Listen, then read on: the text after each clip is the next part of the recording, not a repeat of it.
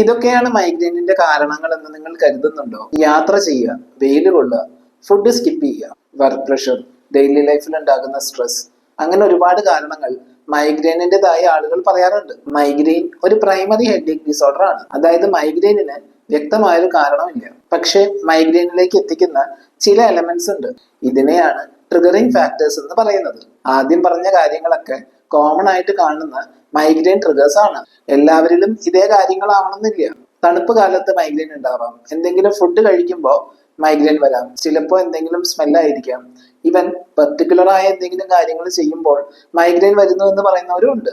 ഇതുപോലെ തന്നെ ഓരോ ആളുകളിലും സിംറ്റംസും ഡിഫറെന്റ് ആയിരിക്കും. സോ കോമൺ ആയ ട്രീറ്റ്മെന്റിനേക്കാൾ ഇങ്ങനെയുള്ള ഓരോ ഫാക്ടേഴ്സും മനസ്സിലാക്കിയുള്ള പേഴ്സണലൈസ്ഡ് ആയ ചികിത്സയാണ് മൈഗ്രെയിനിൽ കൂടുതൽ ഇഫക്റ്റീവ് ആയിട്ടുള്ളത്. ഹോമിയോപ്പതിയിൽ തലവേദന മാത്രമല്ല, അവർക്ക് അനുഭവപ്പെടുന്ന ശാരീരികവും മാനസികവും വൈകാരികവുമായ മറ്റു ലക്ഷണങ്ങളും വിലയിരുത്തി അവർക്ക് അനുസരിച്ചുള്ള മെഡിസിൻസ് ആണ് സെലക്ട് ചെയ്യുന്നത്. ഇങ്ങനെ നൽകുന്ന മെഡിസിൻസും അഡ്വൈസ് ചെയ്യുന്ന മാറ്റങ്ങളും കറക്റ്റായിട്ട് ഫോളോ ചെയ്യുമ്പോൾ മൈഗ്രെയിൻ അറ്റാക്സിന്റെ ഫ്രീക്വൻസിയും ഇന്റൻസിറ്റിയും ഒപ്പമുണ്ടാകുന്ന മറ്റു ബുദ്ധിമുട്ടുകളും കുറച്ചു കൊണ്ടുവരാൻ കഴിയും. നിങ്ങളുടെ മൈഗ്രെയിൻ ട്രിഗറിംഗ് ഫാക്ടർ എന്താണെന്ന് താഴെ കമന്റ് ചെയ്യുമല്ലോ.